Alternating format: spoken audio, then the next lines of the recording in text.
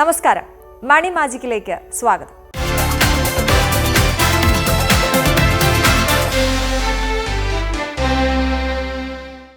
Indian തൊഴിലാളികൾക്ക് സാമ്പത്തിക സുരക്ഷിതത്വത്തിന്റെ കാര്യത്തിൽ പുതിയ പ്രതീക്ഷകൾ നൽകിക്കൊണ്ട് എംപ്ലോയീസ് പ്രൊവിഡന്റ് ഫണ്ട് ഓർഗനൈസേഷൻ സുപ്രധാനമായ ഒരുപിടി പരിഷ്കാരങ്ങൾ പ്രഖ്യാപിച്ചിരിക്കുകയാണ്. ദശലക്ഷക്കണക്കിന് സാധാരണക്കാർക്ക് അവരുടെ PF അക്കൗണ്ടിലുള്ള സമ്പാദ്യം ആവശ്യമുള്ളപ്പോൾ ഉപയോഗിക്കാനുള്ള വഴി എളുപ്പമാക്കുന്നതാണ് ഈ ഉദാരവൽക്കരണ നടപടികൾ. കേന്ദ്ര തൊഴിൽ മന്ത്രി മൻസുഖ് മാണ്ഡവ്യയുടെ അധ്യക്ഷതയിൽ ചേർന്ന EPFOയുടെ കേന്ദ്ര ട്രസ്റ്റി ബോർഡാണ് ഈ ചരിത്രപരമായ തീരുമാനങ്ങൾ എടുത്തത്. ചുരുക്കത്തിൽ, അത്യാവശ്യ ഘട്ടങ്ങളിൽ PF തുകയുടെ 100% വരെ പിൻവലിക്കാൻ അനുമതി നൽകുകയും പിൻവലിക്കാനുള്ള കുറഞ്ഞ സർവീസ് കാലാവധി 12 മാസമായി കുറയ്ക്കുകയും ചെയ്തതിലൂടെ EPFO തങ്ങളുടെ അംഗങ്ങൾക്ക് ഈസി മണി എന്ന വാഗ്ദാനം നൽകുകയാണ്. EPF എന്ന ആശയം തൊഴിലാളികളുടെ വാർദ്ധക്യകാല സുരക്ഷിതത്വം ഉറപ്പാക്കാൻ വേണ്ടിയുള്ളതാണെങ്കിലും ജീവിതത്തിന്റെ ഓരോ ഘട്ടത്തിലും അടിയന്തര സാമ്പത്തിക ആവശ്യങ്ങൾ ഉണ്ടാകാനുള്ള സാധ്യത തള്ളിക്കളയാനാകില്ല. ഒരു ശരാശരി ഇന്ത്യൻ കുടുംബത്തെ സംബന്ധിച്ചിടത്തോളം PF അക്കൗണ്ടിലെ തുക എന്നത് പലപ്പോഴും അവരുടെ ഏറ്റവും വലിയ സമ്പാദ്യമാണ്. എന്നാൽ അത്യാവശ്യ ഘട്ടങ്ങളിൽ ഇത് പിൻവലിക്കാൻ നിലനിന്നിരുന്ന സങ്കീർണമായ നിയമങ്ങളും കടമ്പകളും വലിയൊരു തടസ്സമായിരുന്നു. ചികിത്സാ ആവശ്യങ്ങൾക്കോ കുട്ടികളുടെ വിദ്യാഭ്യാസത്തിനോ അല്ലെങ്കിൽ ഒരു വീട് പണിയുന്നതിനോ വേണ്ടി സ്വന്തം പണം ഉപയോഗിക്കാൻ പോലും പലപ്പോഴും മാസങ്ങളോളം കാത്തിരിക്കേണ്ട അവസ്ഥയായിരുന്നു. പുതിയ നടപടികളോടെ ഈ കാലതാമസം ഒഴിവാക്കപ്പെടുകയാണ്. 13 സങ്കീർണമായ വകുപ്പുകളെ 3 ലളിതമായ വിഭാഗങ്ങളാക്കി ഏകീകരിച്ചതിലൂടെ ഭാഗികമായ പിൻവലിക്കൽ പ്രക്രിയ കൂടുതൽ സുതാര്യവും വേഗത്തിലുള്ളതുമായി മാറിയിരിക്കുന്നു. ഈ 3 വിഭാഗങ്ങൾ ഏതൊക്കെയാണെന്ന് നോക്കാം. 1. അത്യാവശ്യ കാര്യങ്ങൾ, അതായത് രോഗം, വിദ്യാഭ്യാസം, വിവാഹം. 2. ഭവന നിർമ്മാണം, വീട് നിർമ്മിക്കുന്നതിനും സ്ഥലം വാങ്ങുന്നതിനും. 3. പ്രത്യേക സാഹചര്യങ്ങൾ, പ്രകൃതി ദുരന്തം, സ്ഥാപനം അടച്ചുപൂട്ടൽ, തുടർച്ചയായ തൊഴിലില്ലായ്മ, മഹാമാരി. ഇതൊക്കെയാണ്.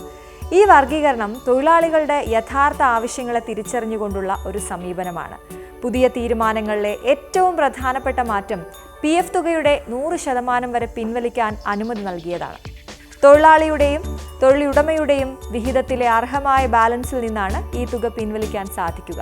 അതായത് അടിയന്തര ഘട്ടങ്ങളിൽ, പ്രത്യേകിച്ച് പ്രത്യേക സാഹചര്യങ്ങൾ എന്ന വിഭാഗത്തിൽ വരുന്ന കാര്യങ്ങൾക്കായി ഒരാൾക്ക് തൻ്റെ സമ്പാദ്യം മുഴുവനായും ആശ്രയിക്കാൻ കഴിയും. ഉദാഹരണത്തിന്, COVID-19 പോലുള്ള ഒരു മഹാമാരിയുടെ കാലത്ത് തൊഴിൽ നഷ്ടപ്പെട്ട ഒരു വ്യക്തിയെ സംബന്ധിച്ചിടത്തോളം ഈ തീരുമാനം ഒരു ജീവൻ രക്ഷാമാർഗമാണ്. മുൻപ് നിശ്ചിത ശതമാനം മാത്രമേ പിൻവലിക്കാൻ കഴിഞ്ഞിരുന്നുള്ളൂ. എന്നാൽ ഇപ്പോൾ മുഴുവൻ തുകയും പെട്ടെന്നുള്ള സാമ്പത്തിക ആവശ്യങ്ങൾക്കായി ഉപയോഗിക്കാം. പിൻവലിക്കൽ പ്രക്രിയ ലളിതമാക്കിയതാണ് മറ്റൊരു ശ്രദ്ധേയമായ മാറ്റം. പ്രത്യേക സാഹചര്യങ്ങളിൽ പണം പിൻവലിക്കുമ്പോൾ നേരത്തെ കാരണം വ്യക്തമാക്കണമായിരുന്നുവെങ്കിൽ ഇനി അതിൻ്റെ ആവശ്യമില്ല. ഈ ലളിതവൽക്കരണം അടിയന്തര സഹായം വേണ്ട സമയത്ത് പേപ്പർ വർക്കുകളിലും ബ്യൂറോക്രസിയിലും കുടുങ്ങിക്കിടക്കുന്നത് ഒഴിവാക്കാൻ സഹായിക്കും. വിദ്യാഭ്യാസ ആവശ്യങ്ങൾക്കായി 10 തവണയും വിവാഹത്തിനായി 5 തവണയും പിൻവലിക്കാമെന്നുള്ള മാറ്റവും എടുത്തു പറയേണ്ടതാണ്. മുൻപ് ഇത് 3 തവണ മാത്രമായിരുന്നു. ഒരാളുടെ ജീവിതത്തിൽ ഒന്നിലധികം മക്കളുടെ വിദ്യാഭ്യാസം, സ്വന്തം വിദ്യാഭ്യാസം, അതല്ലെങ്കിൽ ഒന്നിലധികം കുടുംബാംഗങ്ങളുടെ വിവാഹം തുടങ്ങിയ ആവശ്യങ്ങൾ ഉണ്ടാകാം. ഈ മാറ്റം ഇത്തരം ദീർഘകാല ആവശ്യങ്ങൾ നിറവേറ്റാൻ തൊഴിലാളികളെ സഹായിക്കുന്നു. എങ്കിലും EPFO ഒരു സാമ്പത്തിക സുരക്ഷിത വലയമായി നിലനിൽക്കണമെന്ന ലക്ഷ്യത്തോടെ ഒരു സുപ്രധാന വ്യവസ്ഥയും ഉൾപ്പെടുത്തിയിട്ടുണ്ട്. തൊഴിലാളിയുടെ വിഹിതത്തിന്റെ 25% എക്കാലവും ഒരു മിനിമം ബാലൻസായി നിലനിർത്തുന്നതിനുള്ള വകുപ്പ്. ഇത് പിൻവലിക്കൽ എളുപ്പമാക്കുമ്പോഴും വാർദ്ധക്യകാലത്തേക്ക് ഒരു അടിസ്ഥാന സമ്പാദ്യം ഉറപ്പാക്കാൻ സഹായിക്കുന്നു. ഈ നടപടികൾ കേവലം നിയമപരമായ മാറ്റങ്ങൾ മാത്രമല്ല, EPFOയുടെ അടിസ്ഥാനപരമായ കാഴ്ചപ്പാടിലെ മാറ്റത്തെയാണ് പ്രതിഫലിപ്പിക്കുന്നത്. ഒരു സർക്കാർ സ്ഥാപനം എന്നതിലുപരി അംഗങ്ങളുടെ യഥാർത്ഥ ആവശ്യങ്ങൾക്കനുസരിച്ച് മാറാൻ തയ്യാറായ ഒരു സ്ഥാപനമായി EPFO മാറുന്നു.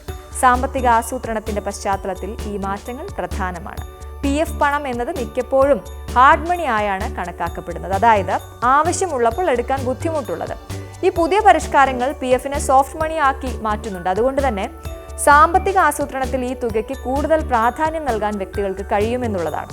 EPFOയുടെ ഈ ഉദാര നടപടികൾ ഇന്ത്യൻ തൊഴിലാളികളുടെ സാമ്പത്തിക സുരക്ഷ ഉറപ്പാക്കുന്നതിൽ ഒരു നാഴികക്കല്ലാണെന്ന് പറയാം.